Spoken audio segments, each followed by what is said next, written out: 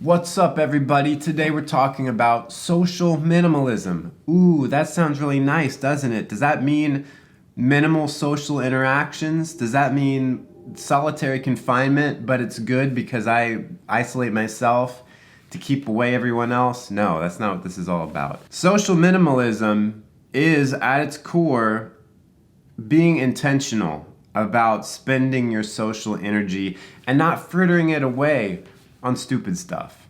And one of the biggest culprits of stupid stuff, one of the biggest quicksand traps, is social media, of course. Check out my last video that I made in this series. It's called The Fear of Missing Out. It's about the fear of missing out also. Who would have thought? In that video, I talk about how the fear of missing out, which is fueled by social media basically, is making us social maximalists, where we're trying to just be as connected and in touch with everyone as possible, and it's burning us out. So let's talk about the solution to it, which is this mindset of social minimalism. Think of social minimalism in the same way that regular old minimalism is. You know, on Tidying Up with Marie Kondo, the Netflix show, she goes to someone's house, they've got a bunch of crap everywhere. They've got a closet full of clothes they don't wear anymore, and she helps sort through them and decide what to get rid of and what to keep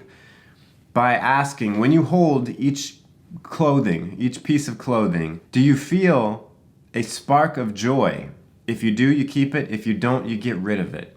So I'm proposing the same thing with social minimalism. When you think of every social interaction that you're going to be spending some social energy on, which also includes like logging into social media, nearly knocked my notebook off the desk there, that you think to yourself, does this give me a spark of joy?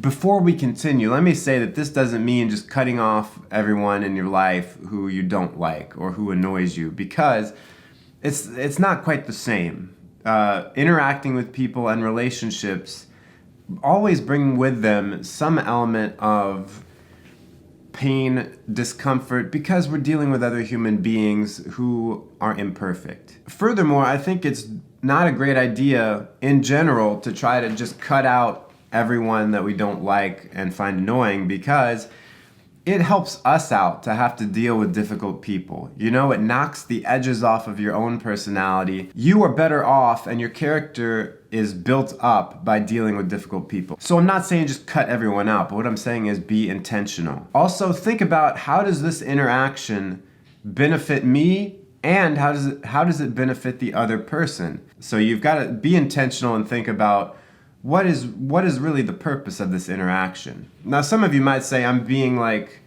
I don't know, turning life into this big game where I'm thinking about what's in it for me, you know, what's in it for the other person. But that's not really what it is. It's just about like, what is the intention here? What is the purpose? Because if you have a bunch of purposeless social interactions that have no intent behind them, that's where the social clutter comes from. It's like if you just went to the store and mindlessly bought a bunch of clothes that you don't need. You're not thinking about, what function does this serve in your life? I've got a few more great tips, but first let's take a quick commercial break to support this channel. And you know, social media is a fantastic way of adding a bunch of unintentional, not well thought through, purposeless social clutter to your life. We get put into a state of notification overload, and then eventually notification fatigue, because we're getting all these notifications from, you know, Facebook, the tweeters, Insta, etc., MySpace, of course, or even just texts from random people, especially, man, those group texts. Don't you hate those? But what it is we're always in a state of like passivity and reaction when we're getting all these notifications from all around. There's nothing intentional about it. It's purely passive. What notification am I going to receive now? What did Jimmy post on his wall? So there are two ways to cut down on social clutter. You have the social media aspect and then your real life. Social media, fortunately, is pretty easy. Here's some practical tips, some practical A-word tips for you to implement. The easiest thing, well, not the easiest thing. It's probably very hard. The most, the clearest, the simplest, the best thing to do, in my opinion, is just get rid of social media. Just 86 it. Flush it down the toilet, if you will. Because if you don't have social media, then it's not wasting your time. It's not wasting your social energy. But I realize that's not practical for everyone. And sometimes you just have to have social media because it's the only way to keep in touch with certain people. So here's some other tips. Turn off your notifications so it's not just bombarding you constantly. It's not like every 5 minutes you're looking at your phone to see if someone liked your post or posted a picture or something. Instead, set up specific times when you are going to look at social media so that it's an active thing. You're deciding, okay, now I'm gonna look at Facebook. Now I'm gonna look at Instagram. I'm gonna do some gramming. What you can also do is get an app that will force you to limit your time, and I'll put some suggestions up here on the screen in front of my face because I haven't researched it at this time. The biggest point is that limits are very important. Here's some other ones that are going to be a bit more involved and maybe a bit more painful.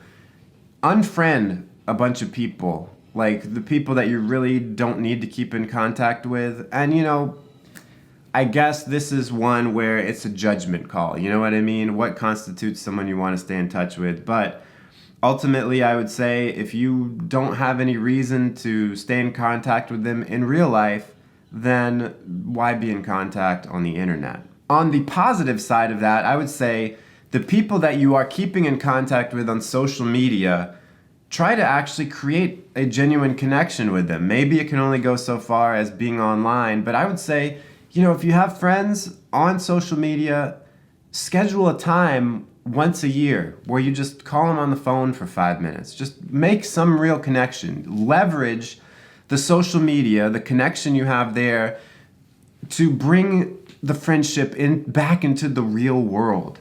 You know what I mean? Because it's ironic because social media friends start in real life, but then just become like this thing that isn't real on the internet. Bring it back into reality. Make a real human connection, whether it's phone or in person is the best, obviously. Something that's not just typing a message online. Here's another one that's going to freak you out. Start writing down, keep a journal, a social media journal of when you logged into a social media site. Write down how much time you spent there, what you looked at. How did you feel as you were looking at stuff on there, at other people's pages and their photos? What did it make you think about yourself? And what was your mood afterwards? Start tracking this like you're a freaking scientist in a lab coat. You know what I mean? And then after a month, go back and look at the log. You might be shocked at what objectively you wrote down and observed what social media is doing to you. And then at that point, it might be easier for you to cut back when you can just look at the card hold, not the cold hard facts, the card hold facts. Now, when it comes to real life, because social media is a bit easier to handle because it's like very controlled. Real life is a bit more messy, isn't it? Social minimalism is all about fostering the relationships that we have. It's not about just cutting out things, but it's about really growing the friendships that we want to invest in, the ones that we have intentionally decided that, yeah, this is part of my life. And you know what? If it means cutting back on some other friendships, that's okay. And you might be surprised that sometimes what a friendship really needs to grow from where it is to cut back on it. I don't know. It's a case-by-case basis. But the important thing is to look at each of your friendships, where you're spending your social energy, and to be purposeful about it. That's really all it is. A social minimalist can still have a ton of friends and a vibrant, full, fulfilling social life. But the difference is social minimalism is intentional, not crowded. It's focused, it's beneficial for everyone involved. There's some thought behind it. And it's based on real human connections that spark joy. Let me know in the comments what you think about this whole idea of social minimalism. I'm excited to hear your response. If you missed the first video in the series, click or tap the screen right there. Or if here's another video that YouTube's gonna pick out for me because I'm lazy. Make sure you smash like on this video. Smash it 3 times, thrice. Subscribe if you haven't already. And until next time, stay cool and attractive.